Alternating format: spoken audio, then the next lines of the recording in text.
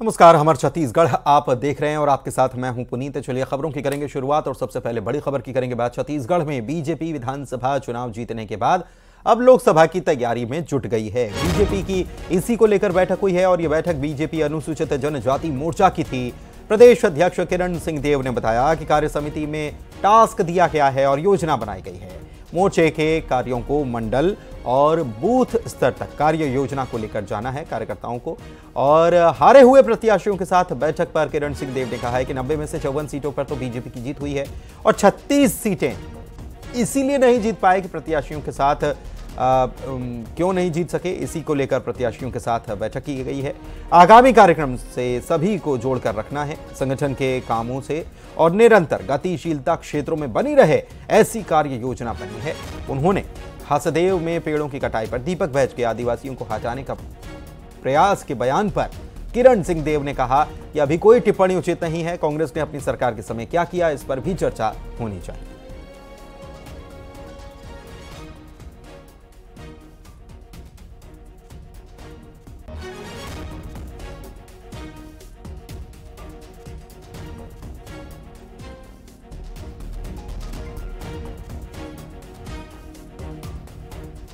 युगल तिवारी हमारे संवाददाता हमारे साथ लाइव जुड़े हुए हैं, सीधे उन्हीं से इस बैठक के बारे में चर्चा करते हैं। क्या कुछ टास्क युगल इस बैठक में दिया गया है, क्योंकि विधानसभा चुनाव तो संपन्न हो चुका है और बीजेपी के बारे में कहा भी जाता है कि वो हमेशा हर चुनाव के लिए अपने आप को तैयार कर लेती है। अब लोकसभा की बारी।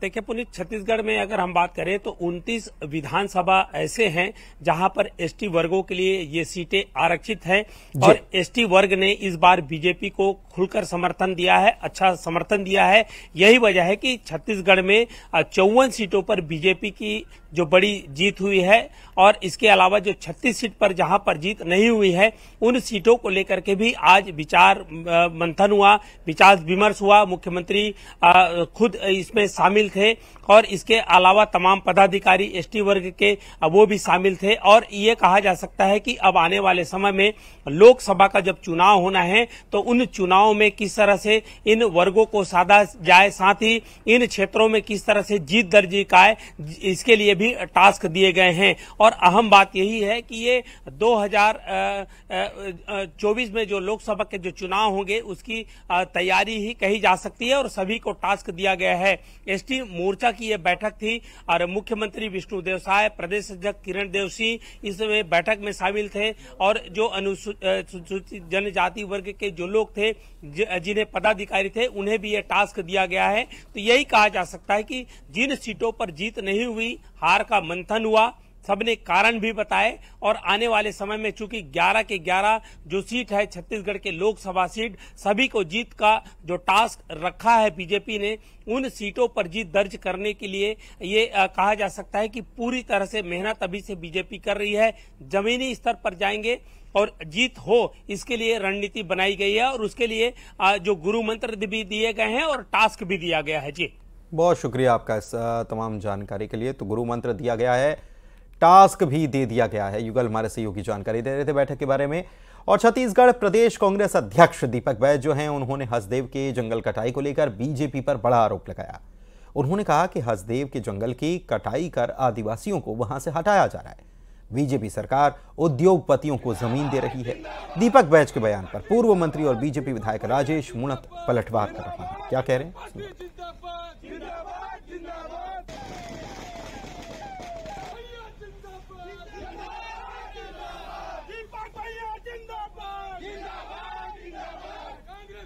तो दीपक बैज जो हैं, उनकी तरफ से ये बयान दिया गया है कि हसदेव में जो जंगलों की कटाई हो रही है, वहां से अब आदिवासियों को हटाने का काम भी किया जा रहा है। उन्होंने ये भी कहा और कहा कि ये जमीन उद्योगपतियों को एक बार फिर से बीजेपी देने का काम करने जा रही है।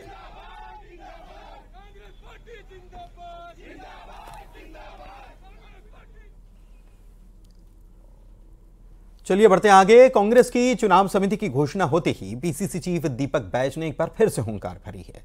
भले ही विधानसभा चुनाव में मिली करारी हार के बाद कांग्रेस ने सत्ता गंवा दी, लेकिन पीसीसी चीफ अब लोकसभा चुनाव में जीत का दावा कर रहे हैं।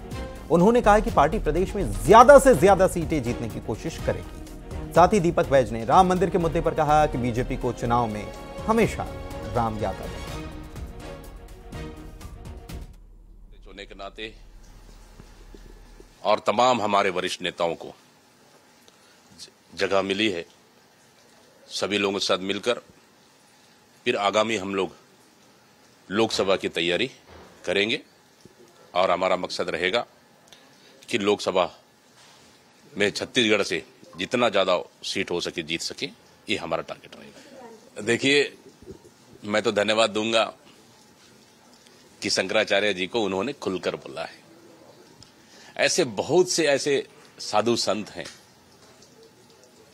जो देश के प्रधानमंत्री ने उनके काम को उन्होंने हाईजैक कर लिया, जो साधु संतों को करना चाहिए। तो बहुत से दबी जुबान में कह रहे हैं, मैं धन्यवाद देता हूं शंकराचार्य जी को। ऐसे बहुत से ऐसे साधु संत हैं जो समय आने पर कुछ, मैं समझता हूं कुछ थोड़ा सा बोलने में झिझक रहे हो या फिर कुछ थोड़ा सा खुल के नहीं बोल पा रहे हो, लेकिन समय आने पर सब लोग खुलकर बोलेंगे। और कहीं न कहीं सब जान रहे हैं कि ये सिर्फ राम के नाम से चुनाव जीतना चाह रहे हैं, ये सबको पता है। राम मंदिर के मुद्दे पर दीपक बैज के बयान पर बीजेपी पलटवार कर रही है। पूर्व मंत्री और बीजेपी के नेता राजेश मूणत कह रहे हैं कि पहले कांग्रेस वाले राम मंदिर बनवाने की तारीख पूछा करते थे। राजेश मूणत ने यह भी कहा कि केंद्र की मोदी सरकार ने राम मंदिर, धारा 370, 3 तलाक समेत देश के तमाम बड़ी समस्याओं का समाधान करने का काम किया है। राम मंदिर को लेकर प्रश्नवाचक चिन्ह लगाते थे कांग्रेस पार्टी के नेता लोग, भगवान राम को लेकर के प्रश्नवाचक चिन्ह खड़े किए थे। अब कब बनाओगे मंदिर? अब मंदिर बन गया तो उस पर प्रश्नवाचक चिन्ह है। आपने क्या किया? अगर आपने कुछ किया है तो जनता जानती है। भाजपा 370 हटाई, भाजपा राम मंदिर बना रही है, समान आचार संहिता भाजपा लेकर के आई, 3 तलाक का विषय भाजपा लेकर के आई। जो सालों साल पुराने ऐसे कई मुद्दे थे जिनके ऊपर कांग्रेस पार्टी सिर्फ राजनीति करती थी लेकिन समाधान कभी नहीं किया, मोदी जी ने सबके साथ सबका विकास, और यही आयाम को लेकर के हम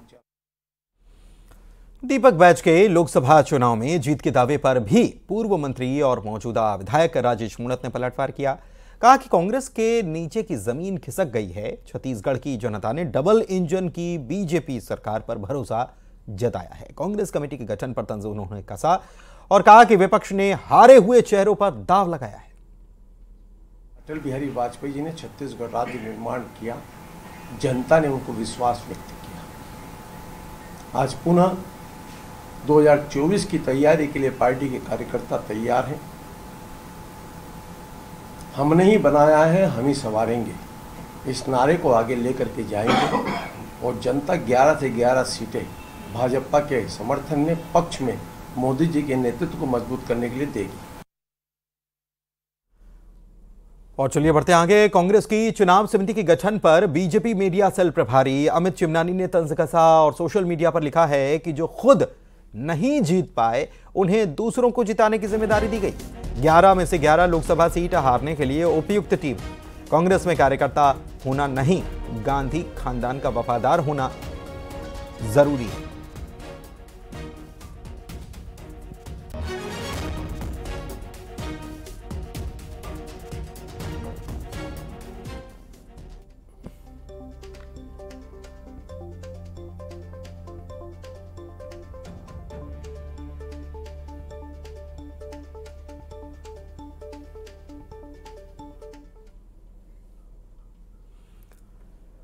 राजधानी रायपुर की बात कर लेते हैं, जहां पर आज सतनामी समाज के एक कार्यक्रम का आयोजन किया गया था। खालसा स्कूल में आयोजित इस कार्यक्रम में सीएम विष्णुदेव साय भी शामिल हुए। सतनामी युवक युवती परिचय सम्मेलन में मुख्यमंत्री शामिल हुए। इस कार्यक्रम में बुलाए जाने के लिए उन्होंने धन्यवाद भी दिया और ऐसे कार्यक्रम आयोजित किए जाने पर बधाई भी दी। इस मौके पर सीएम साय के साथ आरंग से विधायक खुशवंत साय भी मौजूद रहे।